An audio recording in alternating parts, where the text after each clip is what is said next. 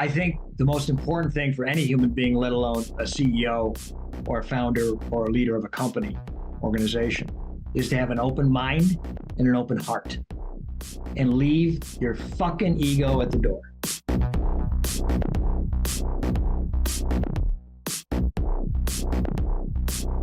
Hello, everyone, and welcome to another episode of Test, Optimize, and Scale. Have Peter Cimoroni here with us today, creator and host of the Blood Time podcast, audio expert, as well as keynote speaker, producer, innovator in transforming companies from great to world class at that. Peter, have been looking forward to having you on the show here. Thanks so much, Jason. Really appreciate, and I love that you're in Cali, man. One of my favorite places in the world. So it's cool. It's not a rough spot to be, and there's a lot happening. No. Love. So love it. I love the startup community out here. Always an event, always new groups to collaborate with. The accelerators are great. You know, I'm traveling around a lot, so I'm not just here. Fan of spots nationwide, worldwide, but it's a good place to call home. Yeah, absolutely, love it. And you're based in Ohio. Yeah, Northeast Ohio, in a suburb called Solon, which is sort of between Cleveland and Akron, but more towards Cleveland. Okay, excellent. Yep. Yep. Great area of the country as well, too. Always hearing good things about Cleveland. And yes. Is that where you were brought up? Is that where your story begins? Would love to familiarize the audience with a bit more of your career path and what you've been able to accomplish to date to get to this spot here today. Yeah, I was born and raised in a suburb called Beechwood, and Beechwood is the east side of Cleveland, near a town called Shaker Heights, which a lot of people may know of. It's where Paul Newman was born and raised. Hey. Yeah, and my dad graduated from Shaker Heights High with a guy by the name of Roger Penske. Okay. Roger Penske was, I think, a sophomore when my dad was a senior. So I've had the honor of being able to meet Mr. Penske, unbelievable entrepreneur. East side of Cleveland, but Cleveland is really an insanely rich place and easy to get around. It's like New York meets Chicago with Akron vibes, if you will, because you can get around Cleveland. There's hardly ever traffic jams. And the amazing amount of access to major sports, major arts, great food, theater district, and about 9 months out of the year, the weather's pretty good. 3 months out of the year, it's kind of sucks. But you've got that great, Great Lake, that unbelievable freshwater source just to about half a mile north of us. And so it was a great place to be raised, and had the opportunity to go to John Carroll University as well, which is a Jesuit college here. So I matriculated both at Beechwood High School and John Carroll University and got a master's there. Was the first graduate assistant in the history of John Carroll's wrestling program in the early 80s. So had the opportunity of coaching both my high school as the head coach, Beechwood High School twice, and the graduate and head assistant coach at John Carroll University in my 45-year coaching career. Wow. In the sport of wrestling. Yeah, exactly. Just retired in 23. Well, congratulations. 45 years. Sounds like you had a successful run there. Yeah. Well, I had 2 9-year breaks in between. So I total coaching of 28 years as a head coach. Well, if they brought you back, that means something, right? Yeah, we had fun. It was an honor. It was an honor. Very nice. Very nice. And so finishing up at Jesuit College, the career path take you from there? How did you get involved into the world of entrepreneurship? So, Jason, when I graduated college, it was the worst economy ever to that point, except for the Depression. I mean, the Carter administration was horrific. We had 19% interest rates, deep unemployment, unrest. And then, Reagan wins by a landslide and turns around the economy. And then we had the go 80s. So I had no job. There was no jobs. So I went back to school. I went to law school. I went to graduate school, finally get out in 83. And there's still no jobs. I mean, it's just still kind of coming around. So I started working in the industry of radio and TV sales. And from then I Media. opened up my first ad agency, media. Opened up my first ad agency, and it was really a love affair of having to sell product, and we got involved with retail, CPG, and that really evolved into our first CPG product, Cough Pops, cough drop on a stick. We invented that in '98, so 10 years of running in the marketing firm, and we opened up our first agency in '87, and really hit our stride in '98 when we took Cough Pops not only national but international. Got Cough Pops into every major retailer in all 50 states, Canada, Mexico, and Europe. We then sold that in 2006 for a nice little exit, and really evolved our company into a full-blown strategic master plan, best practices company, and that's what Palladium is today. Very nice. So radio, TV sales, start your own ad agency. Love it. You're looking at, how to sell, doing the post era, but Mad Men thing, new developments. 3 martini pitch. lunch, baby. 3 martini lunches. I didn't do that much of that, but I went with those. And then you created some of the greatest commercials of all time in the States. So it's pretty cool. I got involved in advertising in 2008, kind of Sure. the early days of mobile, getting out of the wild, wild west of first edition digital mediums and campaigns. And I would hear about some of those 3 martini lunches. Yeah. I different way of doing business. One that I would like. I like getting out to the golf course and the lunches. I have a lot of team members that, hide behind their computers, but getting out there, building real relationships, being able to build confidence, trust, and really brainstorm. I felt like you were able to get more accomplished in those days, even in my in-person meeting days where, still do it now, but when the whole schedule is filled with in-person meetings, you could really collaborate and build ground much quicker than you'd be able to over email or Slack or any of the project management platforms. No question about it. And matter of fact, when I consult a lot of clients and I talk to a lot of sales staffs and executive staffs, and I tell the story, my biggest deal ever was at the Boys Town of Italy golf outing at Walden Country Club in Aurora, Ohio, where I met this gentleman who ended up writing me a multi-million-dollar check for Cough Pops and became a 35% owner on a 4-hour golf game. It would take so long just to get the materials back and forth these days over digital, knocking it all out on the golf course. And, it's based off emotion, getting the right feelings, building the right team. Hey, we don't need to keep going through the RFP, the request for proposal process with other groups, Cough Pops, let's do this. I like it. And so he was along for the ride when you guys sold in '98. No, it's in 2006. We opened in '98. 2006. The we 87, 98, and then 2006 when you guys sold. Few founders are able to say they, took a company to exit. You were able to do it successfully. Yes, indeed. And from kitchen table, from ideation to international distribution, I mean, my mug was on every major, newspaper, magazine, radio show, TV show. Sure. I mean, I got interviewed at an O&O.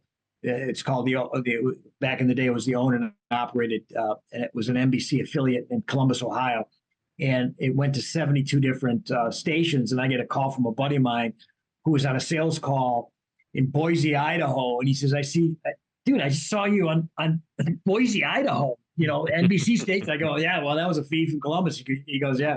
He goes, you're selling suckers? I go, yeah, selling suckers. So and getting syndicated everywhere. I like it. Everywhere. It was crazy. It was really heady times. And we went viral before viral was viral. And I did it the old way. I got an article in Crane's Cleveland Business, me and my brother-in-law, putting a sucker in our mouths. We were on the front page of Crane's Cleveland Business. I just had that, 300 of those printed out in color, and I mailed them to all the major, publications that I could think of with a note saying, hey, this is the next big thing. And before you know it, we were on the cover of Ad Age, Chicago Tribune, the Atlanta Constitution, and it just went from there. one publication after the next, organic, and Yep. speaking to social sharing and word of mouth, and how that is the ultimate marketing, whether it's being stimulated by digital or traditional placements. If you're able to get repurposed again and again, it goes a long way. No doubt. And so, we got into the mentality of the caregiver, the grandmother, the aunt, the babysitter, whatever. And before you knew it, we we went with our initial demo, which was children, because how this happened was I went over to my sister and brother-in-law's house, and my niece, who is now 32 years old, had a sore throat. And my Mhm. brother-in-law, we lost him in 18, was holding like a lozenge, like a Luden's in her mouth. And I go, "What are you doing?" She goes, "Well, I don't want. She's got a sore throat, but I don't want her to take medicine." And she's sucking on this, so I'm holding in there. I said, "Well, there's got to be a better way." My sister chimes up, "Yeah, let's put it on a stick." Bingo, that was it. And so I That's how went. it I happens. took. Yeah, I took. I just ran with it. I ran with it, and so it was just fascinating how things just matriculate, and Mhm. marinate and come out. So that's what Was like the happened. comparisons as well too of, hey, this works in this industry, candy, Yep. treats.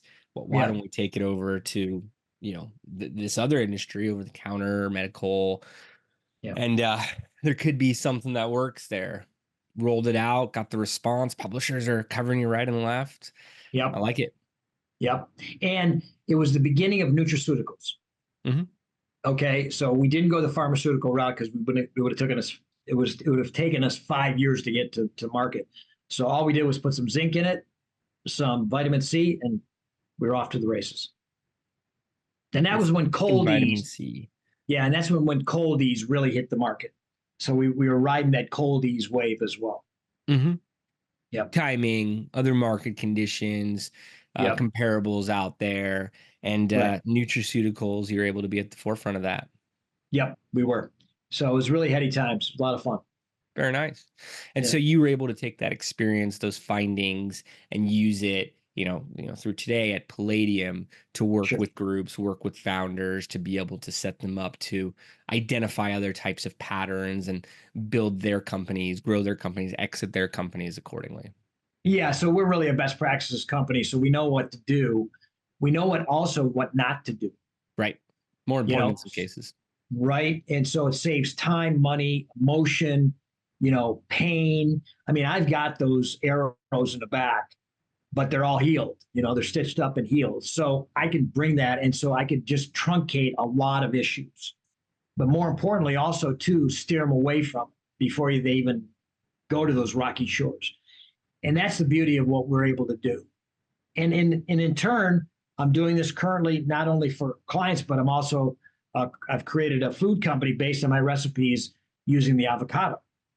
So we're like this close right now to be on the shelves nationwide. So it's cool. Awesome. Everyone Yeah. loves avocados. I found it's prevalent here in California, but Oh traveling, they're yeah. not everywhere, more of a delicacy. Uh, everyone wants to know a good avocado recipe or, Yep. purchase a new product.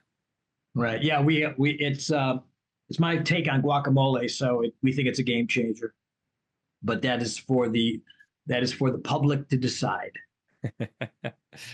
Just optimize scale. Got to get those responses back. I'm sure you guys have already done a lot of market testing and have shaped Yes. accordingly. Yes. And with your track record, I'm going to be excited to watch. Thank you. Hmm. Appreciate that. So that's where we're at. But one of the things that we were able to do too, particularly in the early days, like from 2003 to about 2008, we were able to bring a lot of what we did on the marketing side to companies throughout the Midwest, and really created some iconic campaigns that just got tremendous, compelling results. But the beauty of today, and that we're really not a marketing company anymore in any stretch of imagination. We do probably about 10% of what we do is marketing, and it's one of our leads. But the ability today to have that amazing amount of granular detail instantaneously for campaigns, we were always dreaming of those.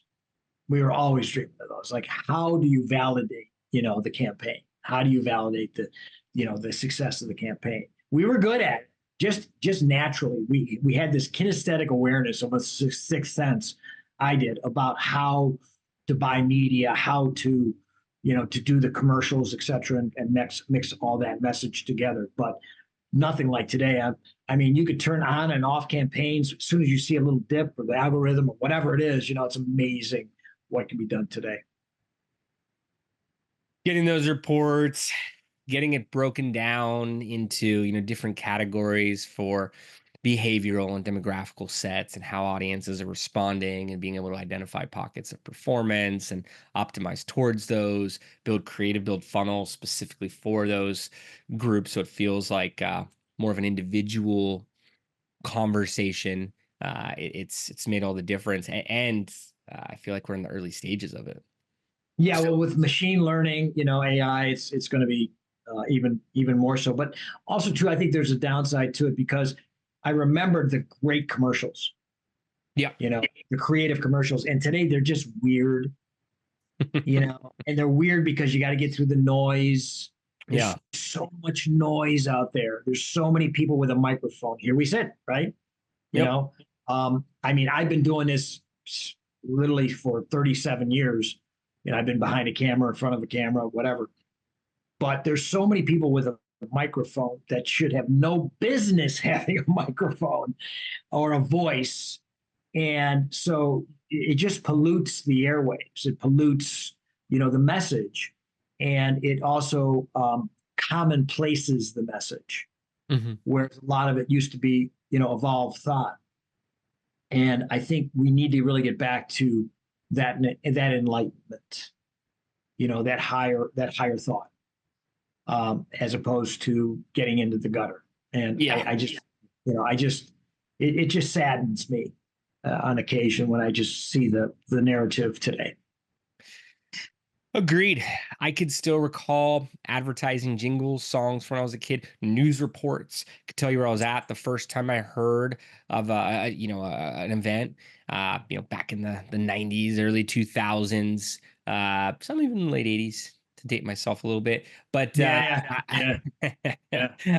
can. Listen, I was alive when Kennedy was shot. That I was in first grade. Cycle. First grade. I was in first grade. So I remember, but I also remember the brilliance of the debate, the true debate. When William F. Buckley, sorry, not F. Lee Bailey, but William F. Buckley would sit against like a Phil Donahue. Okay. You'd have this right versus left, and they would eviscerate each other, and yet still shake hands. And the erudite discourse was fantastic. It wasn't this invectives that were constantly being thrown at each other, and getting to. It wasn't name calling; it was idea calling. Sure. And there was such. I was so blessed to grow up in, I think, the golden age of discourse. And so it's really, it just this Jerry Springerization of our society is just so disappointing. I agree. And you don't know what to believe anymore. It's all going off of sensationalism and the commercials, the news reports, and then leading into, digital channels and oversaturation. I heard stats on how many podcasts there are out there, but how 80% of podcasts stop producing within 4 months. And there's always a new voice out there. And sometimes they become big for a while, and everyone's fighting for clicks. Everyone's fighting for attention, whether it is the traditional broadcast news or print or print publishers trying to use digital, or mobile publishers or social pages. They're all fighting for our eyeballs. So they have to have, kind of like you're saying, those weird out of the box type ideas, because they're just trying to get us to take the next action and go further down their funnel. We fit into their numbers game. They can convert enough people from one section of the funnel to the other. Yet it gets so blurry, and it is the gutter. like you mentioned. It is Yeah. just, how do we get these people over there? Even if it's not true. I remember the tabloids at the grocery store when I was a kid, and feel like the internet is a giant tabloid that we're Yeah. spending hours a day in. I mean, the phone time, the amount of hours that are dedicated to these devices are insane. And Oh I my God. don't know how we're going to regulate it. I don't know how to get good, authentic information and ideas out there. And like you said, and it, brushes upon politics a bit, everyone just wants to find evidence on why they're right. They don't care. They don't have that intellectual curiosity that was around decades back towards other perspectives and understanding them, even if they didn't agree with them. It is a lot of name calling these days.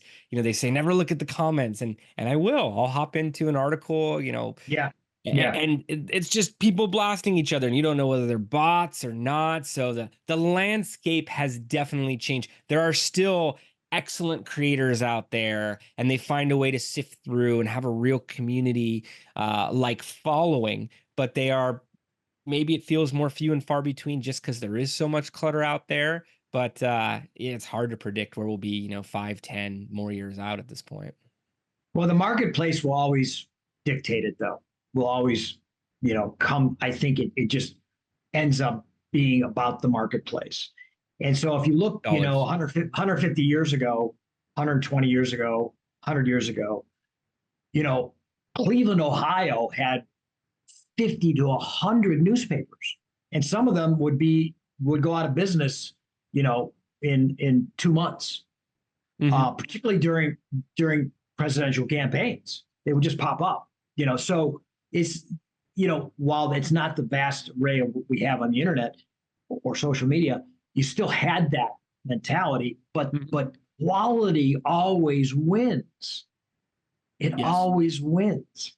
So, I'm entering my sixth season for my podcast. Why? Right. I am extremely,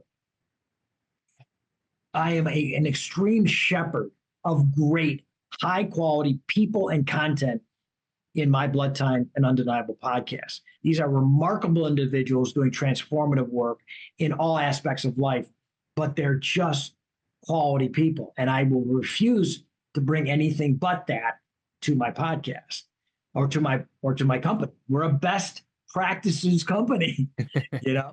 And again, I come from a sport that is the hardest on the planet, and it's all merit based.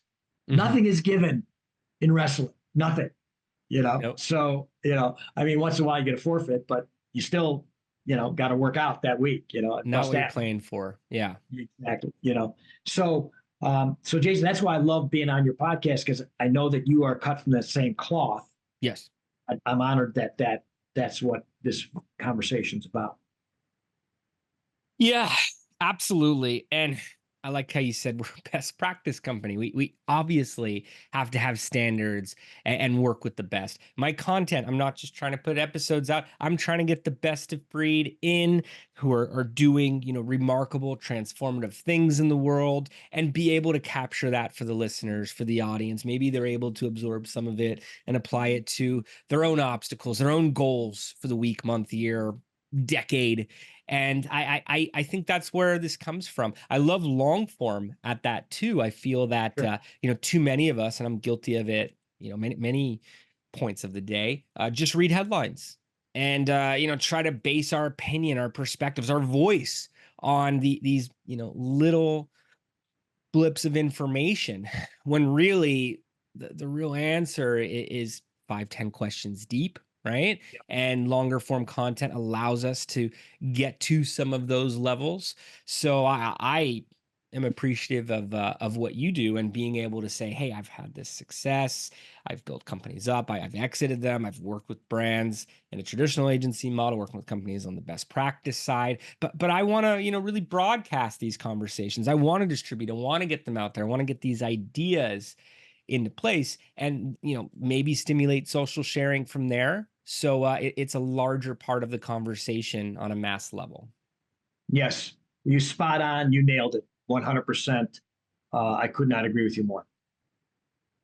And what recommendations would you have for founders out there who, are looking towards growth? this does not need to be a marketing recommendation, but I know in marketing, I look at it as a series of tests, and you need to validate any of these tests before you really ramp them up. Whether it's towards creating a podcast, whether it's towards taking their business to the next chapters, the next arenas. What should they be looking to incorporate for not just accelerate, but more sustainable growth? Well, I think the most important thing for any human being, let alone a CEO or a founder or a leader of a company, organization, is to have an open mind and an open heart and leave your fucking ego at the door. And I use Yes. that word because I want it to be so 100% evident in how I feel about that, because it's a stunning factor that we are so successful as a country with so many incompetent, arrogant people running our companies. And so I can't tell you, I'm a best practices company. We have an AP solution that literally every company should engage. Every company. There's no reason for it not to be done. And we can't sometimes even get to square one because of whatever that is all about. The closed mind, the closed heart, the arrogance, the fear, the keeping control of your little suzerainty, your little fiefdom, and just not really opening for the best of your people, your company, your vendors, your partners, your clients, your customers. And so at the end of the day, if you're one of those people, stop it. And it's hard to be self-aware. I Yeah. mean, I'll speak. I learned about ego early in my career, where I saw some different founders fight tooth and nail over little discussions and really make the wrong choices for their business, for their team, as you Yep. mentioned, not asking, hey, what's better for the end goal here, versus caring about tone or something that may just be lost in translation and need more communication around. Yes. I saw fights out of what could have been an opportunity to build a closer relationship, humbly, but at the same time, I've tried to ask myself, and I'm certainly not saying I'm the model for it, but it's a question I try to ask myself of, what is the goal here? What are my intentions? Not just what do I want to do emotionally, but what is best for the team? What's best for the organization? What's best on all sides of the table? And feel better outcomes are available there. Yeah. And I think the last thing I would say is, all your really rich people, the number one thing they do is, I'm talking about deep wealth, is they minimize risk. Mm-hmm. And I think it's a detriment to our society because our country was a risk. Our country was an experiment. Yes. People put everything on the line, including their lives, for this country to exist. And the fear, the self-loathing that comes from minimizing risk hurts so many people. It's stunning, and just kills great ideas, kills them, or controls them, Mm-hmm. or funnels them into just certain pockets of clicks. I think we need access and we need consequences, fair, just, and swift. And what do you mean by that? I mean, I'm picturing, there's those sayings out there of big companies move slow and smaller Yep. organizations can move quicker. And I imagine that's what we're getting at with the minimizing risk. But when we're talking about access, when we're talking about repercussions, just want to make sure it's clear for the audience here. So here I'm out raising capital for my food company, right? Mm-hmm. I can't tell you that I've talked to probably 300 investors, whether they're angel or family offices or even some institutional funds. I can't tell you that probably 95% say, I will write you a check once you're on the shelves. Minimizing risk. Right? I said, that's a pussy move. Excuse my friend. I said, you're talking to Russ. Sure. I said, I really write the check. Now that's where the biggest reward is going, Yeah. you know. So the two people that have written those big checks for me, one is just, he's a former wrestler. You guys connected on that. We connected. He Hmm. says, he says, Coach, I know you're never going to fail. And the point I'm making to you is that that's our world. Yes. So much self-loathing, so much fear. Just love yourself, man. Love yourself. Because true great things can only come from self-love. I haven't heard that said on this podcast before, and I love it. They talk about thoughts that people have on their deathbed, and it's one common one is they didn't love themselves enough. They, whether it was their physical self in areas where their own self-conscious thoughts were taking over their mind share, or their abilities in sports, and always just striving to that next level, but never taking a moment. You need to keep working on it, but never taking a moment to appreciate it. And self-loathing, it's something that I'm certainly not aware of, but I'm sure some of my anxieties are probably based on that. And I don't think I have any more than the next person, but at the same time, uh, that's a good way to put it. And loving yourself, having that confidence. I know it goes a long way in sports. I was never part of a formal wrestling team. My father was. Played baseball, Awesome. played some other sports. I went far in snowboarding and traveled around for it. When it's all about Sure. calculated risks, you have to be throwing yourself off cliffs and doing flips and big handrails and things that are dangerous, and you are taking a risk. It's calculated. You're looking Yeah. at how much speed you need. You're looking at where your landing is. You want to spot your landing at a certain point, whether you're upside down or not. But at the same time, hey, I'm going to take these actions. May work, may not, but that's what makes it exciting. If you just went down the safe way each time, it'll get real boring real fast. And you're right, Right. that's what the country was built on. There's many American values that share that same sentiment. And it's the early stage investors that see the largest returns because they're taking that Absolutely. risk. Your valuation is Absolutely. going to look a lot different once you're in shelves and once you're profitable. And maybe that's once your numbers keep going up and up and up, there's different goals. It's not always profitability, right? But Yeah. as you're accelerating, Yeah. it's going to be a different conversation for them. So you got to There find the will be right no team. conversation. There There will you be, go. because I'm not going to need a second round. That's my goal. Good. That's my goal. Yeah, And yeah. so, and then Jason, one last thought. As we're wrapping up, one last thought is that all the negative thoughts, all the OCD, all the ADHD, all the stuff that impinges the anxieties are really positive for us up until about 150 years ago, because we Yeah. were prey. We were prey on this planet, Right. and we had to be self-talking this negative. There's danger, danger to our left, danger to our right, danger behind us, danger in front of us.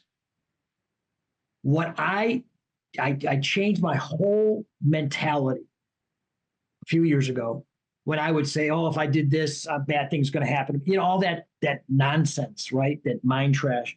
And I just said to myself, "Everything I do is right," Hmm. and it changed my life because I didn't have those debilitating thoughts anymore. I'm not saying that everything I do is right, because I'm human, but Correct. I told myself that because I know I'm doing my best Hmm. as a father, as a husband, as a businessman, as a guest on your show. So Absolutely. if you could tell yourself that, you give yourself grace, and there's the love in it. There's the nugget. Everything I do is right, and you build on top of that. I Exactly. I like that a lot. I heard a distinction in a communication program for founders years back of everything is perfect. And what that, I think it shares the same ideology of, you Yeah. know, if you get a bad email from a client, a partner, to say it's perfect may feel off, but really it's perfect that this is happening right now. Breakdowns could lead to breakthroughs. You could strengthen that relationship. I'm glad it's happening now versus later. Life's not all just positivity as much as, these building moments. So it Yeah, was the right decision for you in that moment. And now you need to make another right decision and build off of it versus have anxiety and questioning yourself and maybe make the wrong direction, maybe go the wrong direction out of an illusion of minimizing risk. exactly. Mhm. But that's who I am. That's who I am. That's awesome. I want to ask you two quick more questions before we Sure. wrap. What are the best ways to optimize? And I ask this because we find founders that are not seeing the goals, the results that they're looking for, whether it's a marketing campaign or just in their overall numbers. And then what tips, what examples do you have for groups that are looking to scale? And I think you're going to have some unique input here, just based on the discussion thus far. So I wanted to be able to capture that before wrapping. So the message needs to be authentic, and you need to be nimble to change it if it's not working. And you have to look to your company, look to yourself, look to your people, look to your product, look to your service, whatever it is, and say, okay, I'm hearing you, marketplace, and I got to do better. Mm. That's how you optimize. And then once you get that message honed, make sure the vehicle that's disseminating that to the marketplace is as best as you could bring to the marketplace. If it's social, if it's traditional, if it's with a megaphone on the street corner, whatever that Whatever's is, working. whatever's working, work it and work it. But constantly hold yourself to task to make sure that those two things are working in tandem and in concert. It's never finished. Keep doing it. Keep doing it in tandem. Listen to the market, actually hear them and apply those changes, I think is brilliant advice. And then Yeah. to scale, really lean into that channel. Social, traditional, megaphone. Don't hold yourself back. I And like how that speed. investor, Yeah. yeah, And speed. do it with Money speed. follows speed. Money Pick the follows speed. best vehicle, Gotta have use the distribution. speed on that. Yeah. That's how we won with cough pops. We caught everybody sleeping. We created the category, and our distribution was everywhere. And then Diamond Tap tried to rip us off with a product called Get Better Bear. We ended up buying them. So yeah, Good move. yep.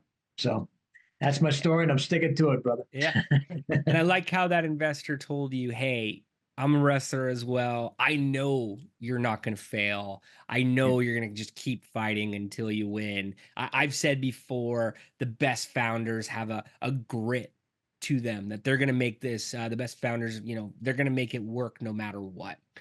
Where, it's a world of failure, at least in, startups, and looking at the numbers that make it to year 1, year 5 from the ones that incorporated. Yeah. I could share Yeah. similar stats for fundraising, whether it's the VC level or using online vehicles. We're getting a lot of analytics. It's those founders that are just determined. They're not gonna tap out, to play off the analogy, and do whatever it takes to win. Yep. 100%, Jason. And I've been described as a piece of steel. I'm getting And piece of I'm proud of steel. that. I understand the name, talking to you here. And Peter, as we begin to wrap up, I want to tell you what a pleasure it is to speak with you here. We share a lot of thoughts, a lot of ideologies in common, and to hear how you applied this decades back, for your agency, for cough pops, for groups that you've been working with on the best practices. It's really inspiring to me. Thank I've taken a full page of notes here. Going to be sharing with my team even before we release this, and excited to get it out to the audience. Just want to let you know how much I enjoyed the time here. Jason, me too. Thank you. It's been an honor, and have fun in that California sun. I'll try, and All right. hopefully I'll see you next time you're out this way. If listeners, viewers want to learn more, where's the best place for them to go to get info on Palladium? PalladiumEdge.com, PalladiumEdge.com. And I'm at Peter@PalladiumEdge.com. And yeah, if you want my phone number, I'll give it to you too, brother. It's up to you. But I'm all I'll over have them social. reach out. I'll have them Yeah, reach I'm out all from over there. social.